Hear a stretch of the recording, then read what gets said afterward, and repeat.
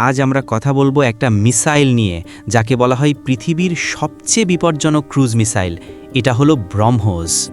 ব্রহ্মোস হলো ইন্ডিয়া এবং রাশিয়ার একটা জয়েন্ট মিসাইল প্রজেক্ট।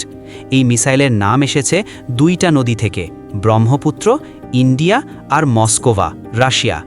এই মিসাইলকে প্রথমবার টেস্ট করা হয়েছিল 2001 সালে এবং তারপর থেকেই এটা ইন্ডিয়ার ডিফেন্স সিস্টেমের একটা অন্যরকম অস্ত্র হয়ে উঠেছে। এই মিসাইলের একটা বড় গুরুত্ব হলো তার স্পিড।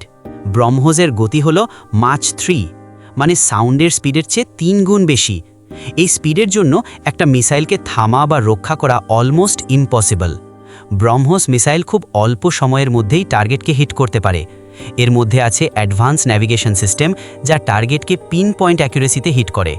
এই মিসাইল খুব কম উচ্চতায় উড়ে, তাই এনিমি রেডারের চোখ থেকেও এটা বেশ বড় একটা চ্যালেঞ্জ। এটা লঞ্চ করা যায় জামিন থেকে, জল থেকে, হাওয়াই জাহাজ থেকে এবং ফাইটার জেট থেকেও। এর মানে হলো এনিমি যেখান থেকেই আসুক না কেন, ব্রহ্মোসকে ইউজ করে তাকে রক্ষা করা যাবে। একটি ব্রহ্মোস মিসাইল ক্যারি করতে পারে হেভি এক্সপ্লোসিভ ওয়ারহেড, যা বড় লেভেলের ধ্বংসের ক্ষমতা রাখে। আর সবচেয়ে বড় কথা হলো এটা অলরেডি ব্যাটেলফিল্ডে প্রোভেন। টেস্টে যেটা দেখা গেছে তা হলো এটা টার্গেট মিস করে না। ইন্ডিয়া এখন এই মিসাইলকে অন্য দেশের কাছে এক্সপোর্টও করছে। ফিলিপিন্সের মতো দেশ অলরেডি অর্ডার দিয়েছে এবং অনেক দেশ এটাতে ইন্টারেস্ট দেখাচ্ছে।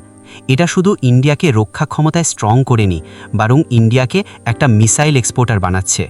এখন প্রশ্ন হলো, এই মিসাইল কাকে টার্গেট করবে সেটা যদি প্রয়োজন হয়? জবাব হলো, যদি কোনো দেশ ইন্ডিয়ার ওপর চোখ তুলে থাকে তাহলে ব্রহ্মোস থাকবে রেডি।